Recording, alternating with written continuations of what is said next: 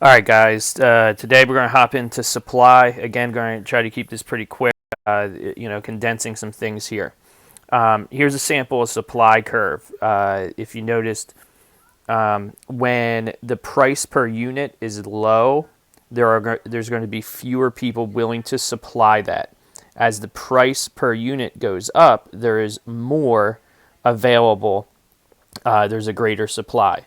Okay, not many people are going to make pizzas out of the kindness of their heart, but if you can get $50 for a pizza, more people are going to produce it. All right, so remember, on the supply side, the profit plays a great role here. Okay, basically, you take your total revenue, you minus your total cost, and that is your profit. Okay, your break even is when your revenue equals your cost. A loss is when your revenue is less than your total cost. That does happen for some people. So supply, this is what producers are willing and able to offer at different prices. We looked at the supply curve. It's showing the cost per unit and then the quantity supplied. Okay, so when we're looking at this, there's what are you willing and what are you able to supply. More willing is typically you're going to be more willing to produce something if the price is higher, if the profitability is higher, and so forth. If the profit and demand for an item is pretty high, you're then going to shift your resources to make sure you're meeting that demand with your supply. So you're shifting resources from lower priced goods to higher priced goods. More able.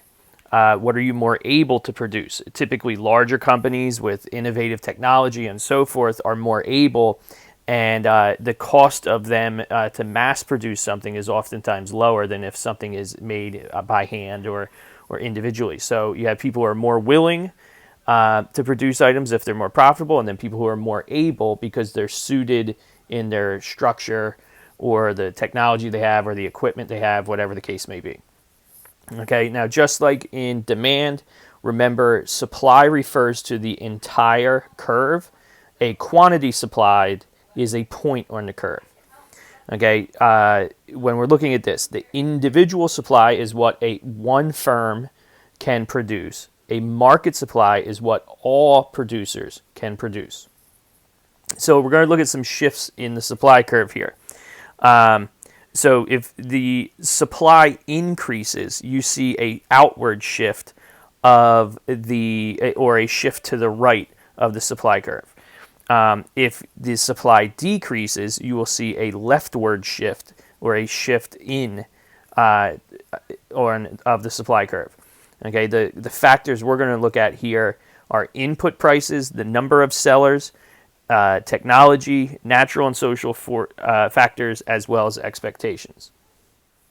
So here we see some shifts. You can see the inward shift, the shift to the left is a decrease. An outward shift, a shift to the right is a decrease. This is the entire supply. Any point on this is a specific supply. Okay, so you can see, the shift here. 5 million were supplied at $3,000. An outward shift would be 6 million would be supplied at the cost of $3,000 per unit. So that would, in essence, be an increase to the supply. So input prices. You can hop into notes and read that whole thing. But basically, input prices are what's the cost of your labor, what's the cost of your raw materials, what's the cost of your overall costs of production of that item. If you're producing steel and all of a sudden iron ore prices skyrocket or something like that, then your input prices are going to go up.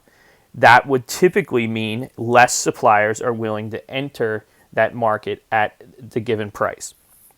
Okay, versus same note, prices go down, maybe more people are willing to enter that supply market. The number of sellers, it typically means the more firms that are producing a specific good or service obviously has an impact on the supply of that. If there's more firms, there's a greater supply. Technology. Now, technology typically only will ever increase the supply. And that's because if there's a new technology and it is not as efficient as the old technology, there's no reason to go to that new technology. So there would never be a decrease because of a new technology. There would only ever be an increase to the supply due to technology. Natural and social factors. So if we're looking at this, what are some natural and social factors that could affect supply here? Typically, natural factors will affect what a seller can produce. Social factors will affect what they want to produce. All right. So natural factors include natural disasters, diseases, extreme weather conditions, so forth. If you're a producer of oranges and there's a frost and you lose your orange crop, I mean, that affected what you were able to produce. Whereas if we look at social factors, which could be minimum wage laws, environmental regulations, government regulations, something like that, it may make producing an item less attractive, and then you might not want to enter the market of supplying that item. And also expectations. Now, the expectations, you're producing something, you think you're going to be able to profit from it. But if you think down the road, if you're sitting on some natural resources, let's say natural gas, and you think in the coming months the price of natural gas is going to go up, you're probably going to be less likely to let go of that natural gas you have right now. But if you think that price is going to go down, you might want to dump your natural gas before the prices go down. So, like, what your expectations are as a supplier as to where it will be in the future. If we're looking at pool memberships, okay, if we have a normal season that we're not shut down in quarantine and everything, but so it's May. And we're trying to get some members signed up to the pool. So we are supplying pool memberships. We are supplying access to the pool.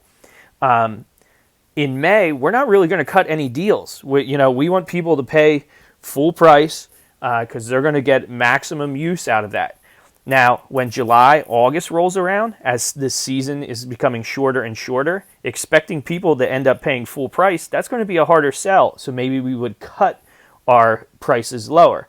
Okay, therefore we would supply access to the pool at a lower cost because our expectation is the season's going to end in 4 weeks, or the season's going to end Labor Day.